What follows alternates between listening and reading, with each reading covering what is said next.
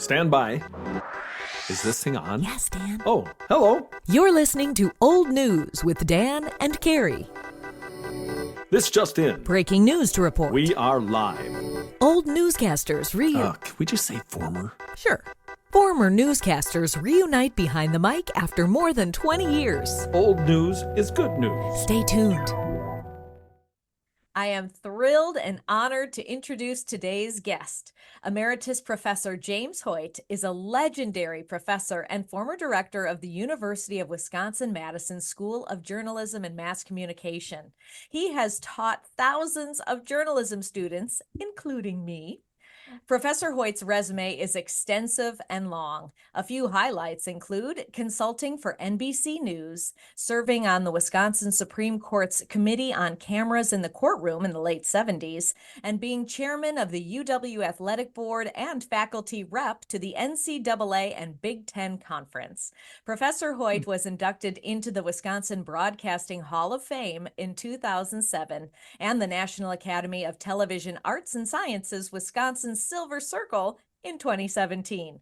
Professor Hoyt has devoted his career and life to journalism, athletics, and music. And we are excited to talk about all of these topics and more with the one, the only Professor James Hoyt. Welcome to Old News.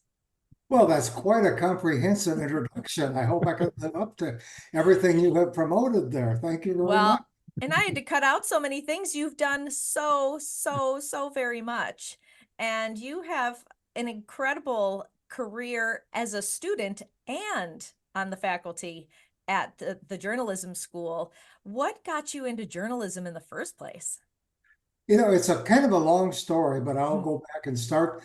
Even in high school, I graduated in 1961. Among my various activities involving acting and music and so on, I was on the debate team. I remember distinctly in January of 1961, our debate coach brought in a little 12-inch black and white television set that he set on a filing cabinet in his office, and we watched John F. Kennedy's inaugural address. Wow. So we sat there and just kind of captivated. It was such a significant moment in American history, like the young people are moving in.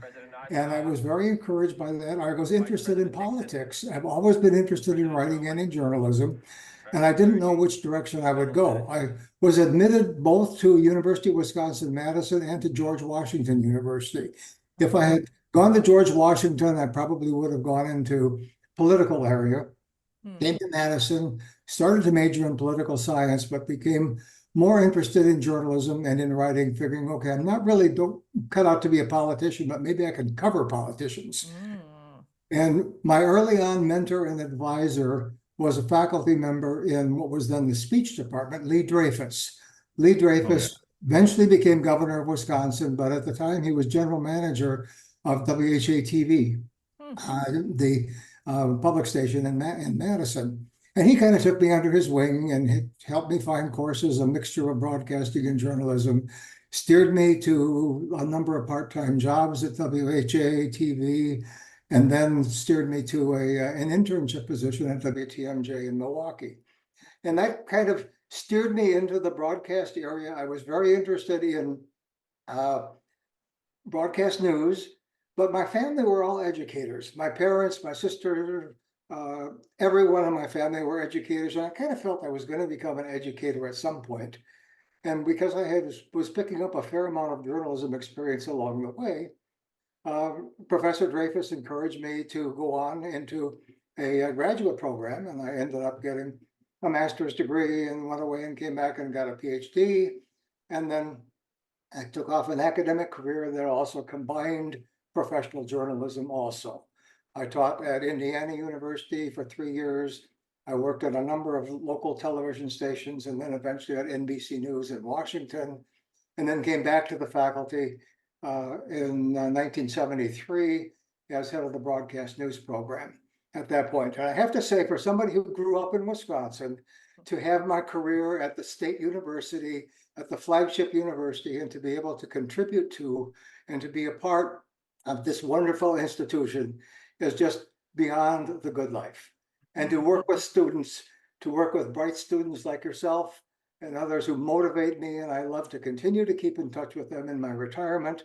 It keeps me young, and it makes me feel that this discipline within the state of Wisconsin continues to be in good ground. You had an incredible relationship with so many students, and we have some messages from some of the former podcast guests who were your students who wanted to say hello.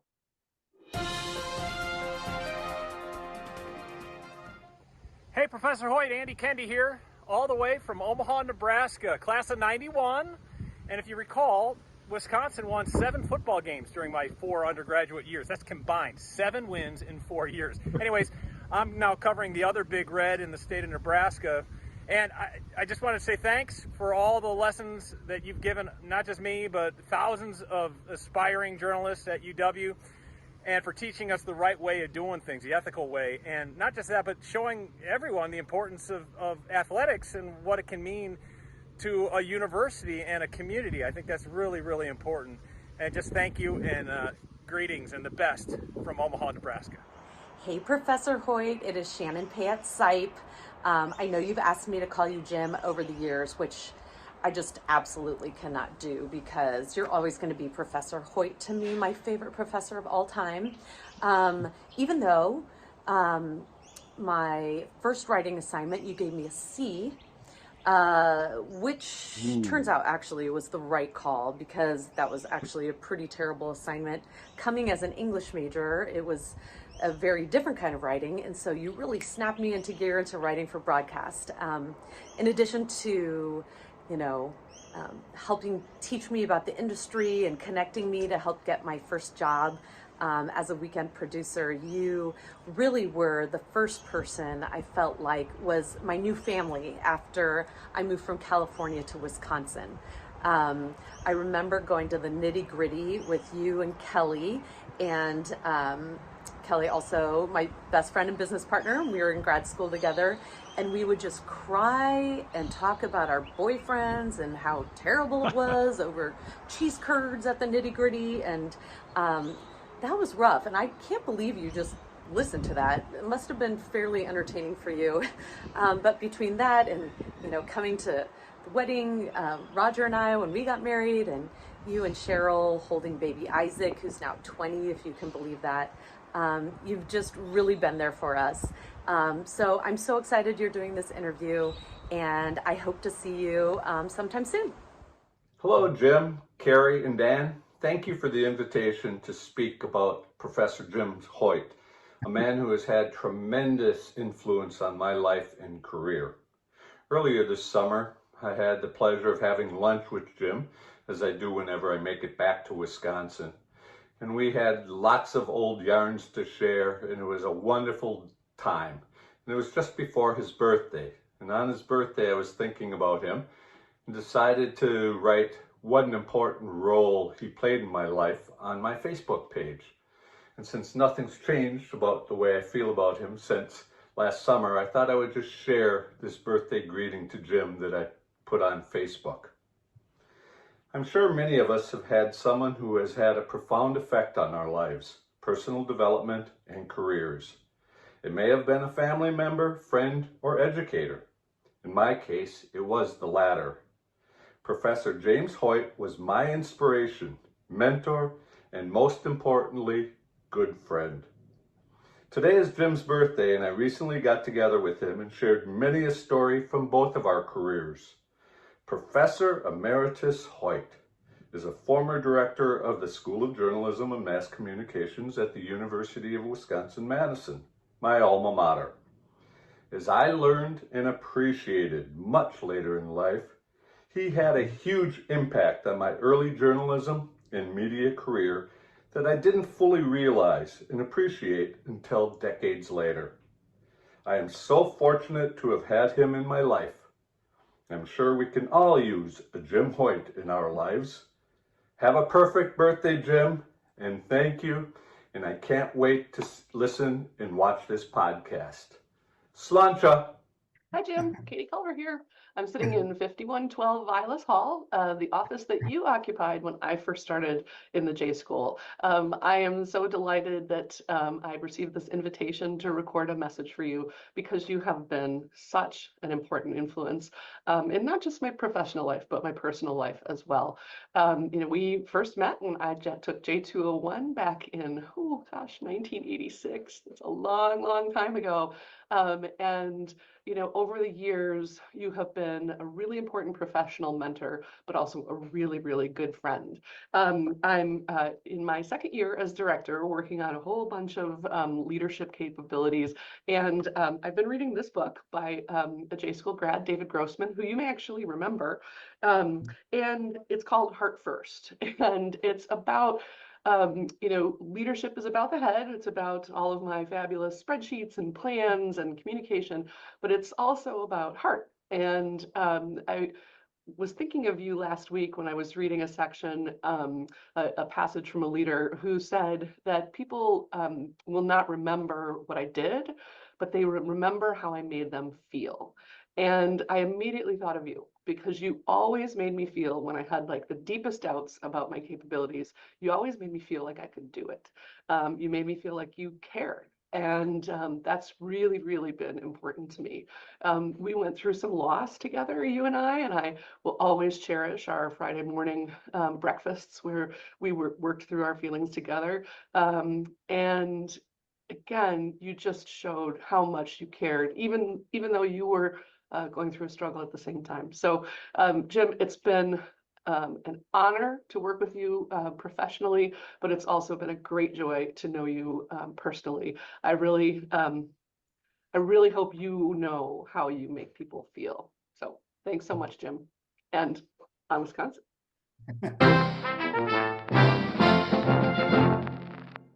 I like the old school news sound. I like that. I like. Yeah. Well, Wow. I didn't see that part of the program, of that podcast coming, but wow.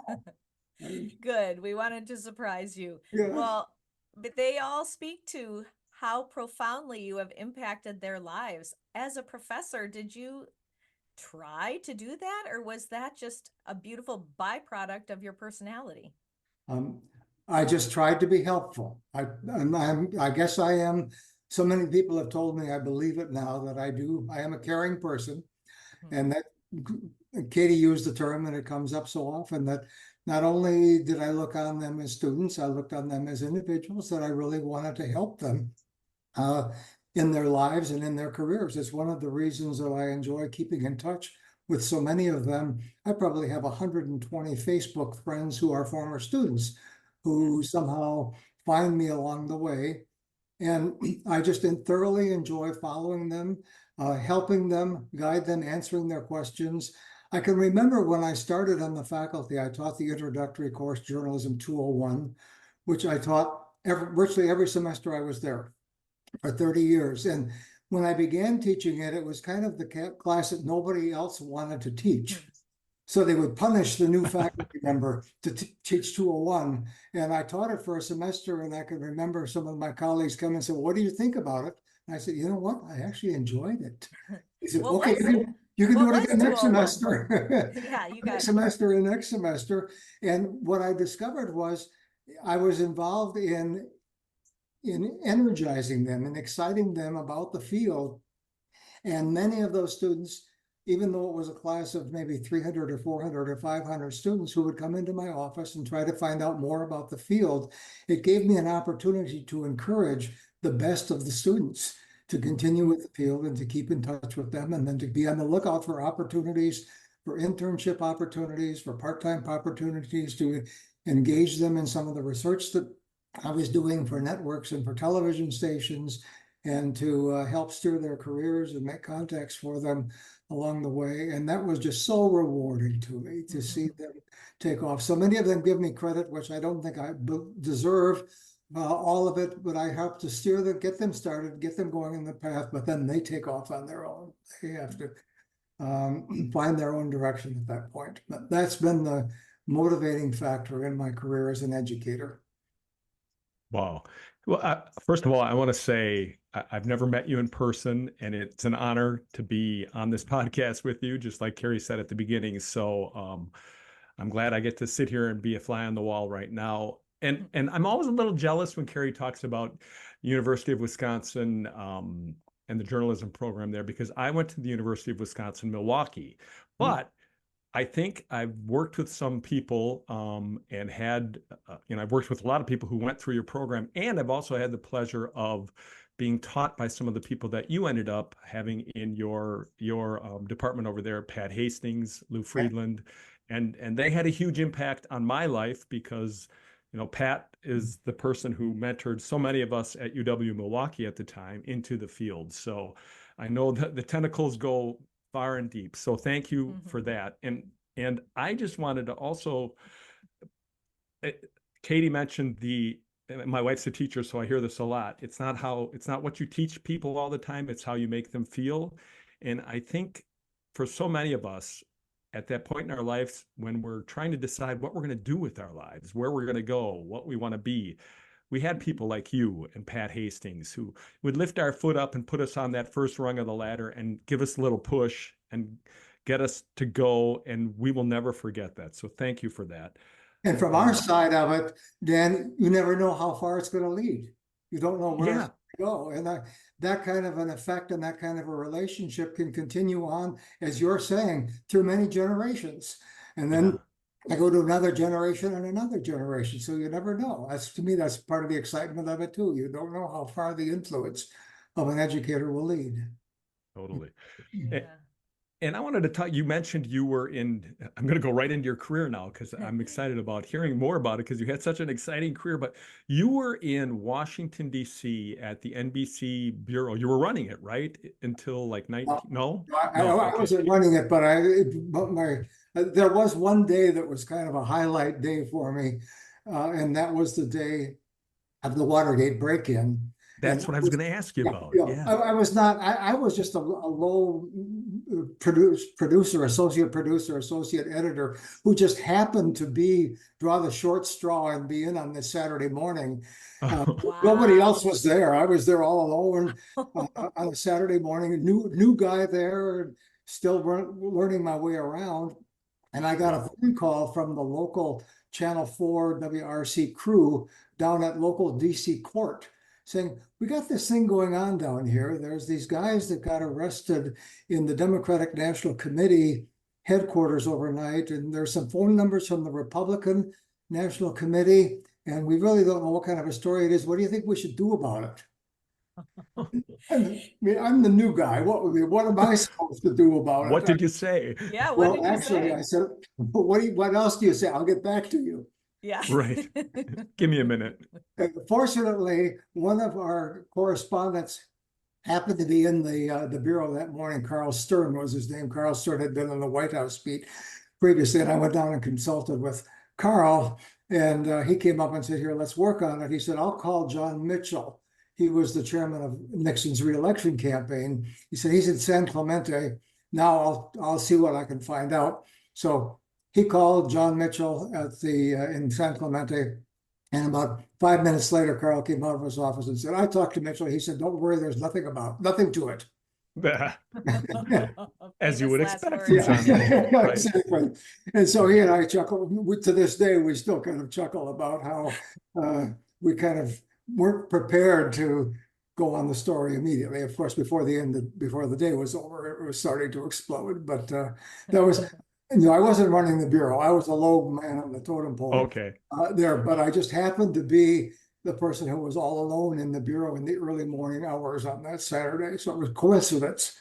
That's incredible. So how long did you work for NBC News? I was there for about a year. Yeah, from that in 72, 73, I came here to Madison. They offered me an opportunity. They offered me an opportunity to stay on. They said, we'd like to have you stay. As long as you would like to. And when I got this offer from Wisconsin to kind of combine journalism and education, I told them it would be hard for me to turn it down. And I always remember the bureau chief, Frank Jordan was his name. He eventually became the dean at American University. But Frank said, there's always a job for you here.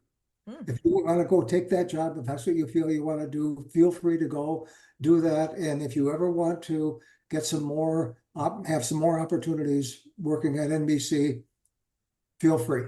And actually, he was a part of the link that got me numerous opportunities to get involved in a variety of research projects, working for NBC News over the years while I was a faculty member here at Wisconsin. Oh, interesting. So what were some of the research projects you did? We had a number of them, the three in particular that stand out at NBC.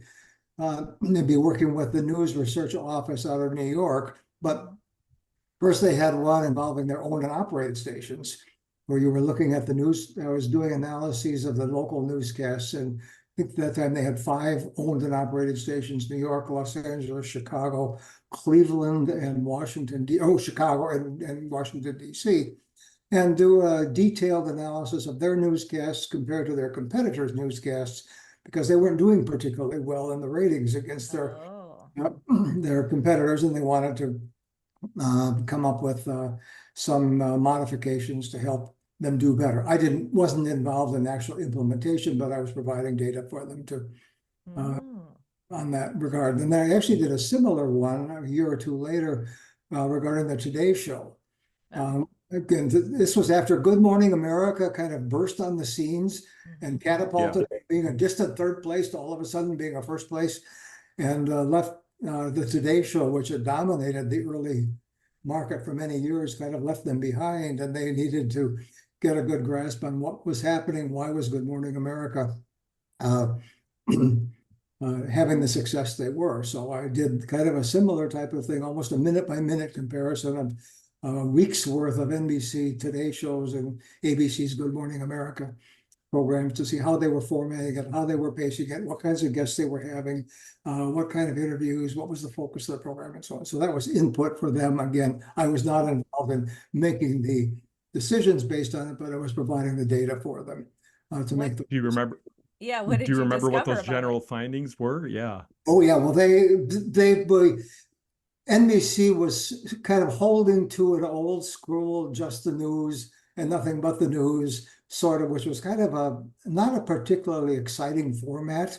It was good, it was solid, but it was journalism based, whereas Good Morning America broadened the license considerably and added a lot more entertainment news, a lot more people who were outside of the traditional political arena and so on, and made it a much more broad-based, much more exciting, a lot of graphics and much faster paced news. And they were very reluctant to move in that direction. They were kind of proud of being traditional, but when the ratings showed that there was a disadvantage to that, they began to grudgingly start to move in that direction. It looks more like what we're used to seeing today than what people saw back in the 70s and exactly. Before that. Yeah. Very. So you said this before, but I think I lost my audio when you said this. You grew up in Wisconsin in what town? I grew up, my hometown was Wausau. Oh, you were from Wausau. I grew up in Wausau, and in high school and college, I worked my summers part-time at there was only one local TV station, Channel 7, WSAU. I worked there nights and weekends, and I worked at a local television repair shop, daytimes, also owned by the same corporation. So I kind of got a baptism in broadcasting from those two perspectives, and I kind of came away thinking, this is really kind of an exciting field. This is something that I'd like to be a participant in. And weren't you also installing antennas on people's roofs?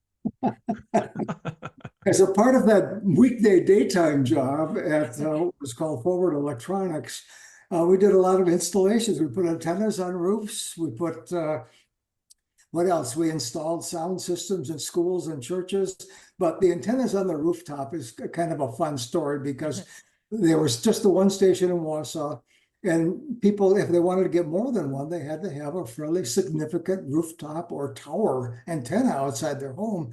And if they wanted to get Milwaukee or Green Bay or Minneapolis television stations, you had to have a fairly significant piece of hardware outside the home. So we would install those. And so I was a crew guy helping to install these antennas. And I can remember households that could not get anything other than one television station. They bought a TV set, but when we would install the TV set and then hook it up and then go in and turn it on, and they could see all these other TV stations, I can just remember this enthusiasm, this excitement. Oh my gosh, look at, we can see a Milwaukee station there. We can see this from Minneapolis, and they were just blown away by that. And that was exciting to me also about broadcasting, thinking, look at what's the future.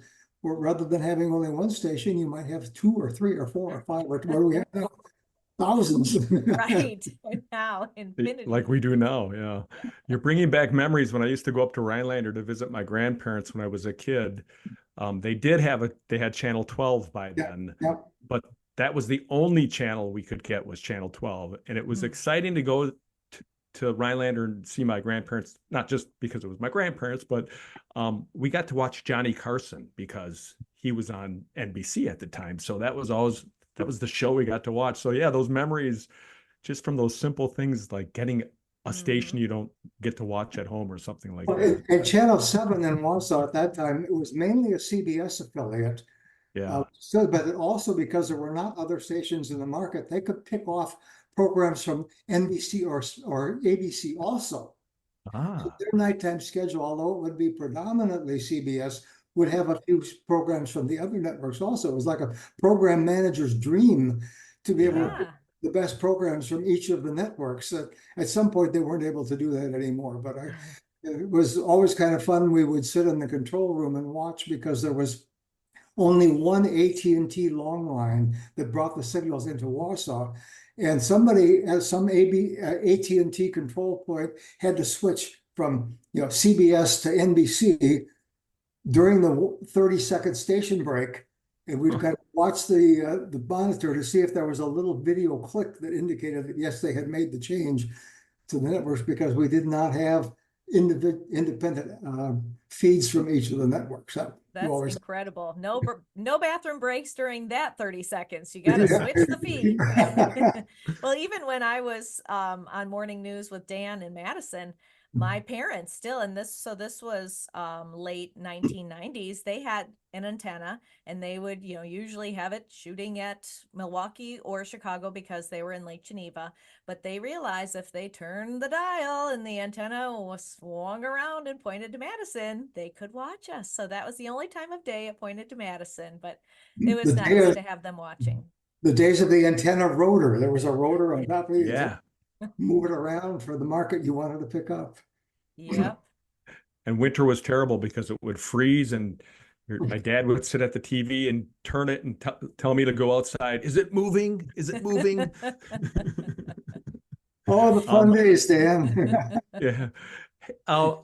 So what other local TV stations so you worked at WSAU, and then where did you go after that? Well, that way it was really WSA in Wisconsin, and then WHA in Madison, and WTMJ in Milwaukee.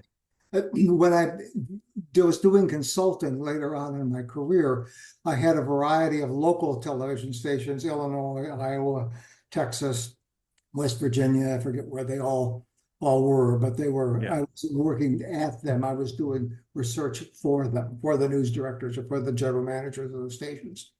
Oh, so were you researching kind of like you were talking about earlier, how to grow a time slot, or how to increase viewers, things like that? Exactly. This was audience research where I would hire college students who lived in that market. If it was Odessa, Texas, I would hire college students from Texas who would then go home for the weekends, and they would make phone calls and do these interviews with people who lived there to get their assessment of the local TV stations. And then I would put together a report for the general manager based on how people were responding to the newscasts that they were watching in their market, why they were watching what they were, and why they were avoiding the ones that they were avoiding. And I did the same thing in Iowa. I had a station in Sioux City. I had one in Peoria, Illinois. I had one in Wheeling, West Virginia. In all those cases, I would hire college students in a nearby campus to be a part of the study research. So was that kind of a precursor of Nielsen or an organization like that? We weren't doing it. Would probably be, no, it wasn't doing ratings. It was kind of trying to find out why the ratings were what they were. Oh, Okay. It was doing what Frank Magid did. Frank Magid was Got much it. more, he was more well known. He was also a professor. He was a sociology professor at the University of Iowa, who then turned turned the corner and became a full-time consultant. But I was doing similar things to what he was doing. Some of my clients told me I did it better than he did, but I can't. Magid was the gold standard of doing that. yeah. Right. We had experience. Carrie and I are aware of Magid. We were consulted. Yes. Definitely. So going back to UW, you were a student for a long time because you went all the way through the PhD program. You ended up teaching there. I wanted to loop back to one thing about 201. What was 201? What was the class that nobody wanted that you ended up having that you ended up loving? Well, I created a new class, really. I Oh, didn't pay a lot of attention to what had been done before, but my focus was on helping people understand the mass media and giving them background information, why they are the way they are. Why are newspapers organized the way they are? Why is broadcasting organized the way it is? What's the structure? Where does the money come from? What kind of a staff is involved in doing the programming and so on? And through newspapers, broadcast, motion picture industry, and virtually all of the mass media. And then, so I got a background understanding, and I always liked doing it that way because you could look out at the students and just see light bulbs going on in their heads. And they say, oh, that's why that is like that. That's why they have those commercial breaks. That's why they do this. And I loved being able to provide background and information on things that they were familiar with, but didn't really know the background for. Then I would spend about the last month of the semester talking about current issues, current controversies, current issues that they might read about or know something about. But I would always say going into the class, I can't tell you now what those issues are going to be because that's for 3 months away. right. And what the issues are today might be different than 3 months from now. And that was always an exciting part of it also. So that was I changed it into a background information about the media. So you understand it. And now if you want to make a career decision based on that, you're all the better informed as a result of it. One thing I was always careful about when freshmen would come into my office for advising, and they would say, I would ask them what they wanted to do, and they would know right away what they wanted to do. I want to be a writer for the Wall Street Journal. I want to be a sports reporter for ABC or whatever. I would always say, stop, don't tell me that now. You need to take some courses. You need to get a broad-based education. We're a part of the College of Letters and Science. You take a couple years worth of courses in journalism and other fields, and then let's come back and have that conversation.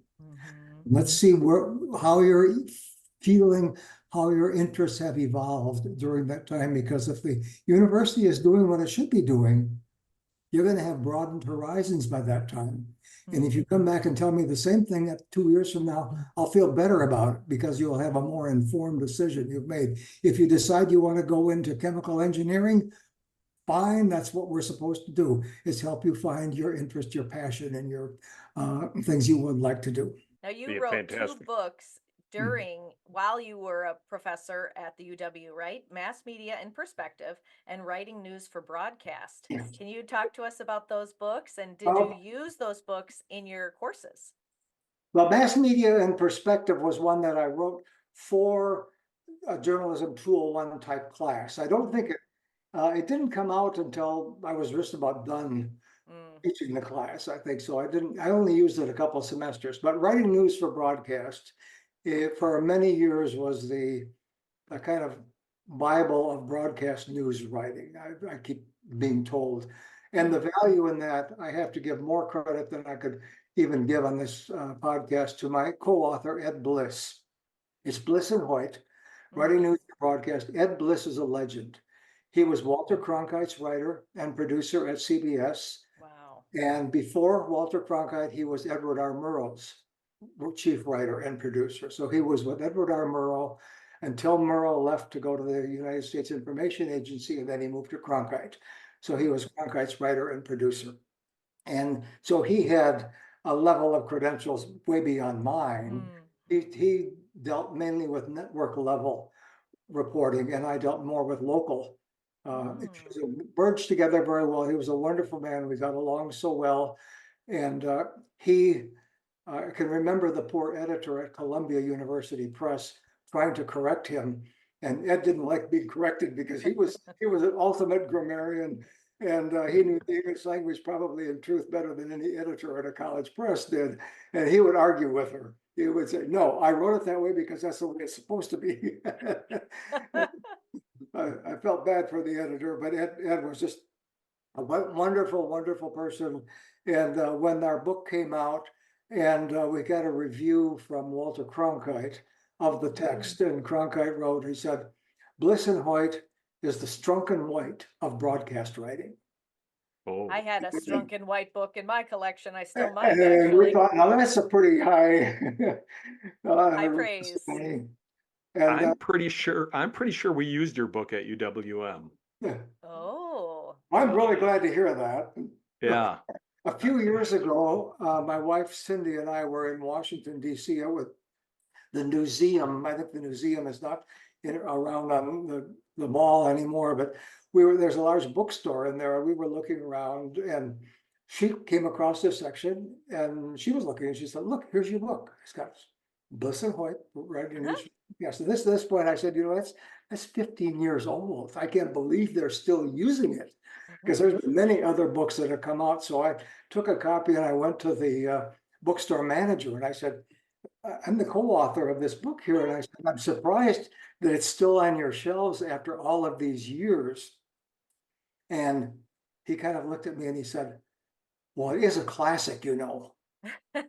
It's timeless, a timeless classic. Yeah. And I thought, well, I know in my own mind it is, but I didn't know that. Well, that's great to hear. So to me, that was a So I want to ask you before we move on from that, did you ever get a chance to talk to Mr. Bliss about Edward R. Murrow, and did he have any good stories about Murrow? Because that's like one of my heroes. Yeah, the one that I can remember, he was again a writer for him, and Murrow was doing the person to person program.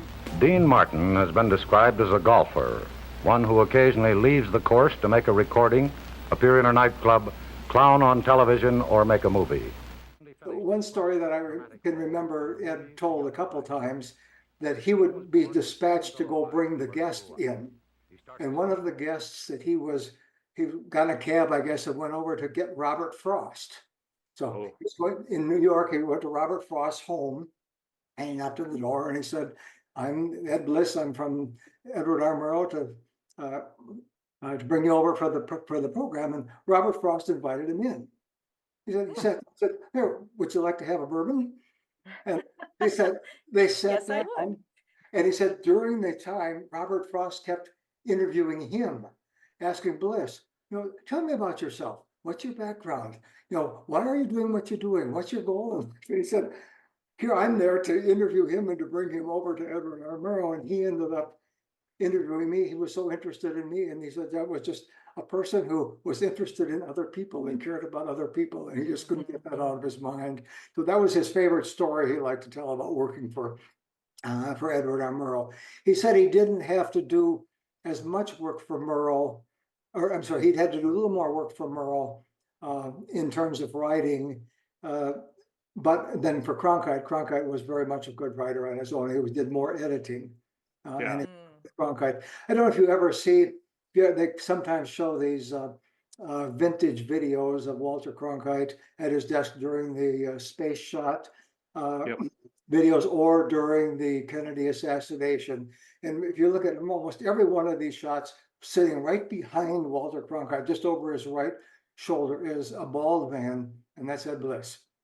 Wow. And Ed is always right there, right over his shoulder. He was passing materials back and forth to him the entire time. So they had a very close working relationship. Wow. Part of broadcasting history. Wow, that's pretty cool. Every time one of those pops up somewhere on Facebook, I'll fast forward it and then make a comment about it. I always enjoy seeing my co-author and friend Ed Bliss sitting next to Walter Cronkite. You taught many classes, many students. I heard Bob Miller, who, for our viewers, he gave one of the hello messages to Professor Hoyt earlier, and we've interviewed him on the show. I believe it was Bob in a different piece about you who said you had taught over 16,000 students. Does that sound about right?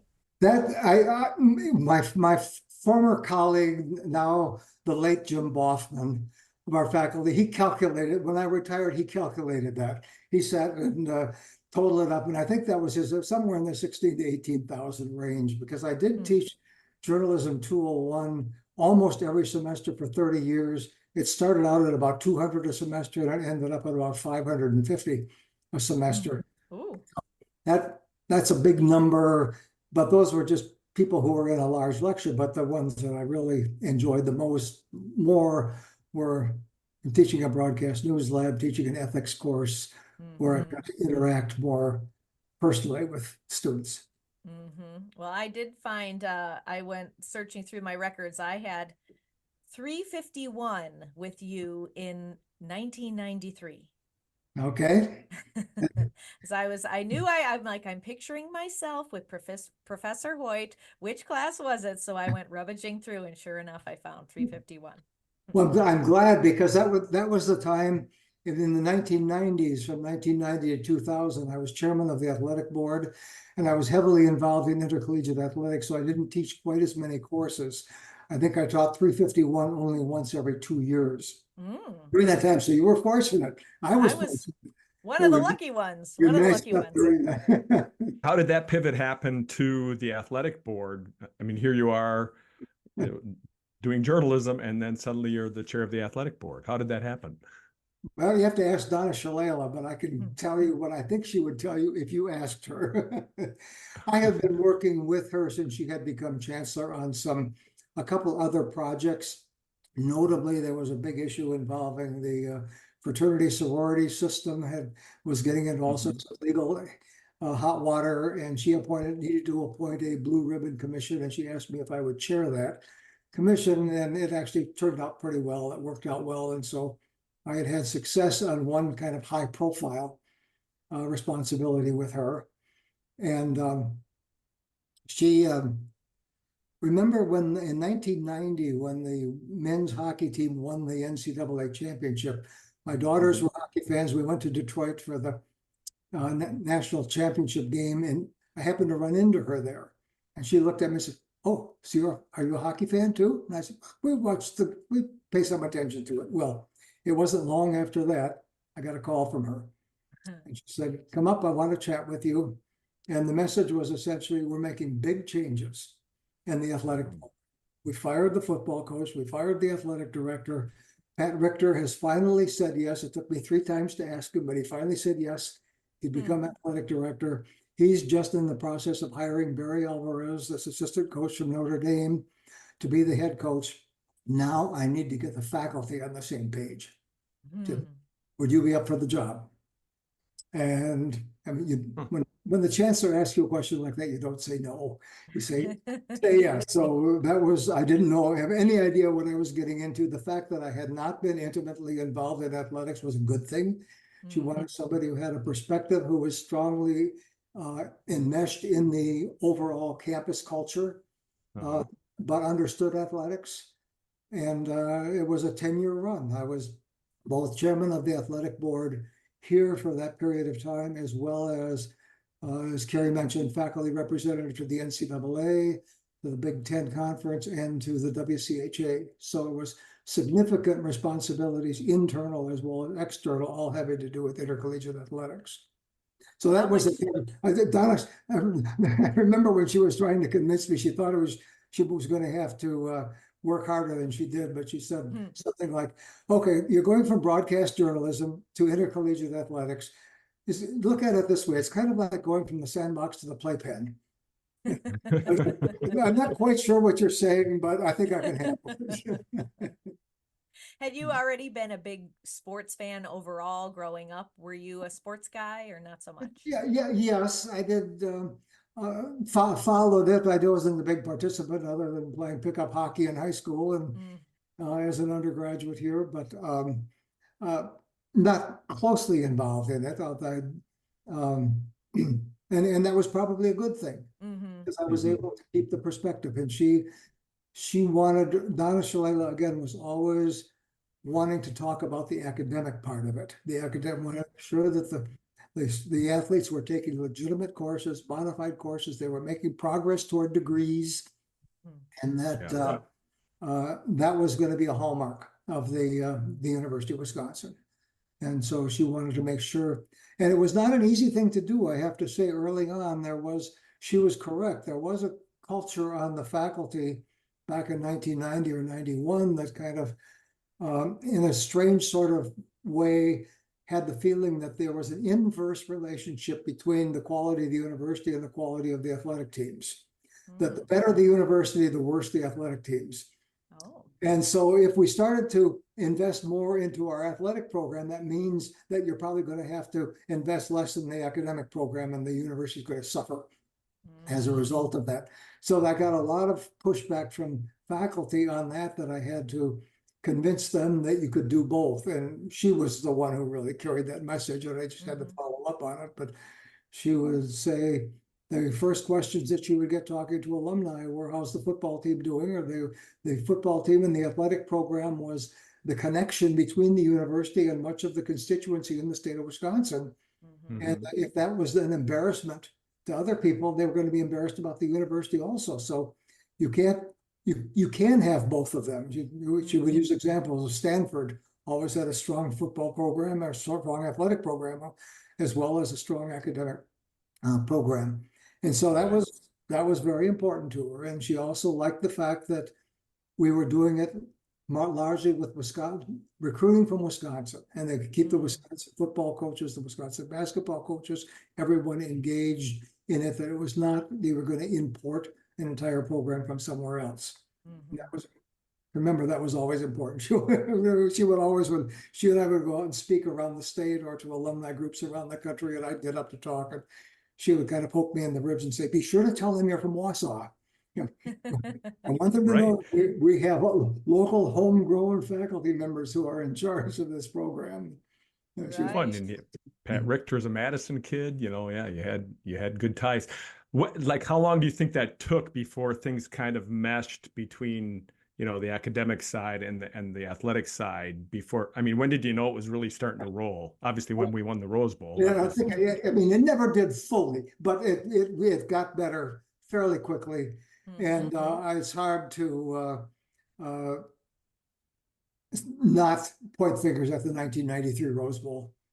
Yeah. That was kind of a sea change that kind of converted the people who may not have been believers. Thought, okay, look, we can actually have some significant success as well as maintain the overall academic quality and respect of the university. Yeah. I believe I still have a 1993 Rose Bowl hat in my closet downstairs, because since I was there 91 to 95. So, my husband was there 4 years prior to me, and he's like, you're so lucky that the football team was so much better when you were there versus when I was there. And I hadn't appreciated that change, but I do now. I do not hesitate to point out that during my 10 years as chairman of the athletic board, Wisconsin went to 3 Rose Bowls, and they won all 3 of them on my watch. And those are the Thank you for your service. They ever won. Not that I had anything to do. That is so fun. Yeah. What do you think about, since you were the rep to the NCAA, and the NCAA has changed so much in recent years, what's your general impression of what's going on there right now? I'm very, very concerned. And from a whole variety of directions. One, that there really is no organization that has overall responsibility. They've got the Power 5 conferences, you've got the NCAA, you've got all these court rulings saying that you can pay athletes, that they don't have to, they can transfer whenever they want to transfer. And it's all outside. There's no rules, no regulations, no policies surrounding it whatsoever. And in all of these understandable changes, that again, they don't have any choice for them. They've come about as a result of court rulings. What gets lost is academics. Somebody, they can play for college A for their freshman year, college B for their sophomore year, college C for their junior year. in College D for their senior year, and they could take a smattering of freshman courses in one, a smattering of freshman courses in the other, or a smattering of freshman, and not end up with any meaningful education as a result of it. And I don't hear that conversation at all. I think anybody told me that what gets lost in all of that is the education, the long time standard that you have to be making progress toward a degree that you can get within 5 years of matriculation. That's it's by the wayside now, and so I'm concerned. I'm happy to be retired in that regard. That's the next generation's challenge. You retired, but you still have been extremely active on campus. Some of the things that I understand you're doing is you're involved with the Carbone Cancer Center, the Board of Visitors, or on the Board of Visitors for UW-Madison, and the UW Initiative to End Alzheimer's. Can you tell us about some of those boards that you're on? Well, I looked around for ways that I could, have some meaningful participation in the campus. I kind of felt like journalism school was doing well. They didn't really, it's been moving on to kind of new types of courses that were beyond me. And I wanted to think of where I could help the university, and the two areas I was most interested in were the cancer center. My wife had died of ovarian cancer in 2005, and I had said, I told them at that time, whatever you need from me. And so I was heavily involved for many, many years in fundraising and organizing activities to raise the profile of gynecologic cancer. And we had a large event every year called Sparkle of Hope to raise funds for gynecologic cancer programs and so on. And it was deep from my heart that I got involved in doing that. And then as I went a little bit further down the road and looked from my 70-year-old, 72, 73-year-old perspective at that time, health issues that were of major concern to me involved Alzheimer's, I don't want to be alive and not have an active brain, and I want to see what we can do. And I found out quickly that we have a world-class Alzheimer's research program going on here that's making massive and impressive strides. So I became involved on the board of visitors for the Initiative to End Alzheimer's, and it had wonderful successes, gotten massive federal grants for research on Alzheimer's disease. So those have been my two most rewarding ones, along with having some fun playing my tuba now and then. Well, we're getting to that too, because besides the sports, besides the journalism, you are a tuba player, and you played in the UW marching band, right? When you were a student? I did. I started playing tuba in junior high school and in high school, and as an undergraduate here at the university, I played at the 1963 Rose Bowl game. Wow. When Pat Richter and I would go out and give talks together, he always joked and sang, and I'd like to introduce the chairman of my athletic board. He played in the 1963 Rose Bowl game also. He played tuba.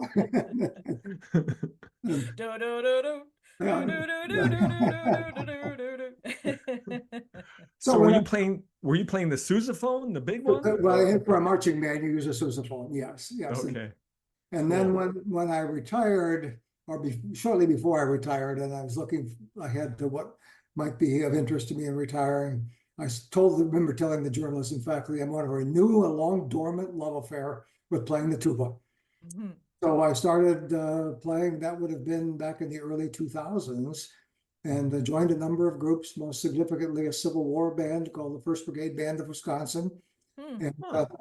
And worked with them for about 22, 23 years, playing my tuba and marching around the country, putting on reenactments of Civil War era programs, and then joined the brass ensemble at our church and played in the VFW band here and played in the Waunakee Community Band, and just enjoyed playing tuba. I've given up some of those now.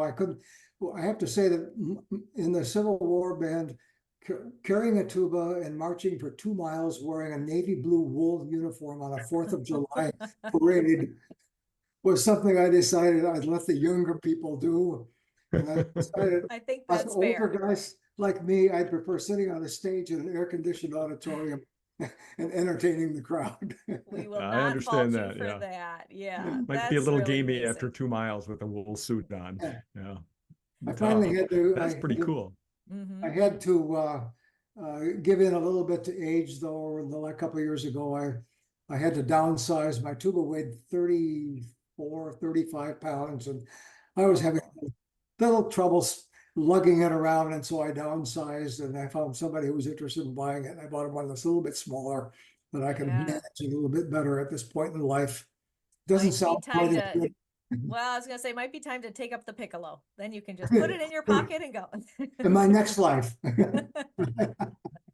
I'm just picturing you sitting on your back porch playing the tuba as the sun goes down. That just sounds very nice. You're my new goal. That's kind of, I want to be, We lived in a condominium up until last year, and I always checked with my neighbor who we shared a wall with and said, you hear me practicing my tuba?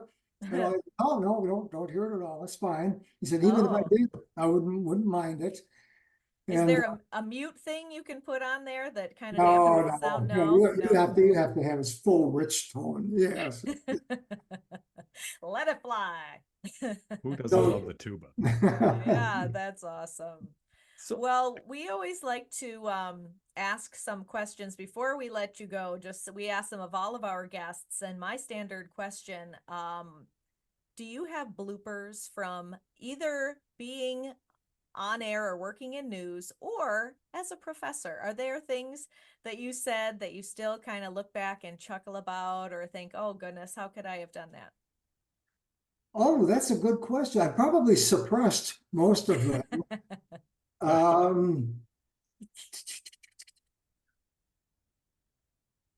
No, I'm sorry. If I was working in broadcasting most of my life, I probably could come up with, well, okay, I will. Okay, I'll come up with one. Okay. I can remember when I was back to my high school days, high school days, working at Channel 7 in Wausau. 1960, the summer, the Democratic National Convention was in Los Angeles. I think remember that, but John F. Kennedy was nominated in the Los Angeles Coliseum. It was outdoors, and the late newscast, you never knew what time the newscast was going to go on, because whenever they took a break in the convention, it'd go on. The newscast might be at 8 o'clock, it might be 9:30. Everybody had to stand by and wait for when the network decided that they were going to break for the news. Well, one of my jobs was to, and I was just working on a studio crew, was to erase all of the weather boards so that they would be prepared for the late newscast. After the early newscast, you'd erase them all, and then they would be redone for the late newscast. Well, I came in after my dinner break, we got an hour break after the early news, and I immediately went to the board and I erased it like I always do. But little did I know, or I didn't know, that the news was going to be much earlier that night, and they had already prepared it for the late newscast. So poor Howard Gurnetsky, who was the weatherman, came out to do the weather, and he ready, on count, cue the weatherman. He looked up at his board, and it was absolutely empty. There was nothing on it whatsoever. He kind of turned white, and he recovered very well, but we had a nice chat afterward. So for many years afterwards, I remember he would tell that story about the high school kid who worked there, who erased my board just before we were going on the air to do the weather. So would he literally, with like a dry erase marker, be writing what he wanted to show? Yeah, there were all mechanicals, nothing visual whatsoever. Other he would draw on the board as sun, rain. Yep. I usually ask questions about your jobs through your life, but we've talked a lot about that. So I kind of wanted to, since you have been a mentor to so many people over the years, Professor Hoyt, who do you look back on? Is there one or two people who you look to as they were your mentors? My mentors. Well, I have to probably begin with Lee Dreyfus, who was the took me by the arm as an undergraduate here and helped me choose my courses in my that career. And I mentioned earlier that my first one of my first memories was my high school debate team watching the 1961 inauguration on the TV, 12-inch black and white TV set, the debate coach that year who pushed us. Think, think, think, think. Always never think you know enough. You never know what the other side of the debate team is going to come up with. You need to be prepared. So don't ever be satisfied that you know enough. You've got enough knowledge. Always be curious and continue to learn, continue to learn, continue to learn. So his name was Irv Marquardt. I would give him credit. And I also go back to my high school history teacher, George Johnson, who made us write a paper every week on some element in history. And we would have to use college textbooks as sources. We couldn't use any high school textbooks. And he would give us extra credit. We had to read newspapers. And if we could find a mistake in the newspaper, we would get extra credit. So you read closely and carefully to find an error in the newspaper. And then if you found an error, you wrote a letter to the editor and you pointed out the error. And if your letter got printed, then you got extra credit for getting What your a letter. great assignment. That's a So, great assignment. And talk about teaching you to be vigilant, to being careful, and to paying close attention. I would give them credit. And going forward, I would have to, in my college, in college and professional, I would have to go to Jack Krieger was a longtime news director at WTMJ in Milwaukee. I was with Milwaukee. WTMJ was owned by the Journal company, so he was closely integrated with the Journal. And Jack was a UW-Madison journalism alum, and Jack really took me under his wing and kind of gave me direction on how to succeed professionally, as well as totally understanding when I decided I wanted to go back and get an advanced degree rather than do that. So there's some names for you. Great. Well, you have paid it forward in many, many, many ways. So that's great to hear. Times. Yes. Yes. I've got one final little anecdote that it's such a silly little thing, but it always stood out to me. When they, a few years ago, they dedicated a room in my name in Vilas Hall, and some alums wrote little notes about me, kind of like you had show up here. And there was one that was just a very little short note. And what she said was, I always remember you went out of your way to walk across the street to walk with me to class. Aw. You saw me walking across the street and you walked across to walk with me so I wouldn't be walking alone. How she remembered that at all, and that was something that was meaningful to a student. And I thought, when Katie commented about how you made someone feel, obviously I made her feel that she was appreciated and that she was, and that was, to me, was a very, very, very meaningful response. That's beautiful. Do you have any advice before we say goodbye today for young journalism students who are thinking of taking journalism classes or going into journalism? It's a totally different marketplace than I have experienced. So I have a hard time with specific advice. And anybody who wants to be a journalist can be a journalist. All you need is a computer. To find an audience, then that may be a little bit more challenging. But to try to stick to fact-based, interesting storytelling. I like to put it in the context of journalists are storytellers. You want to find a story that resonates with the audience and tell that story. You're not necessarily talking about a action taken by a city council or by any government agency or any speech that was given by anyone. You're telling a story about how that affects someone, how someone reacted to it, what it did to their lives, and so on. And so try to keep in mind the effect of the story that you're telling, and do that. If you think of that, I think you're going to do okay. It may not be in a traditional journalism format. It might be in a podcast like you're doing. It might be in any of a variety of other publications, some of which may be sponsored, some of which may not be, some of which may have commercial interruptions. but you're still needing to tell stories. It's hard for me to get in to give a good evaluation of where we are today. I'm depressed in a way. My view is that the audiences for media are not looking for information as much as they're looking for ammunition. I'm looking for something that will back up what I believe. And I'll keep looking until I can find it. If you're not going to tell me what I believe, I'll go to somebody else and they can tell me what I believe.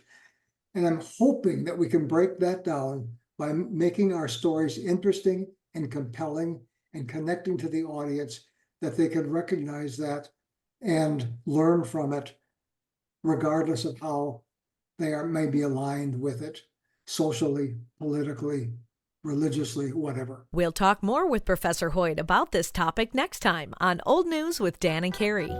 That's old news for now.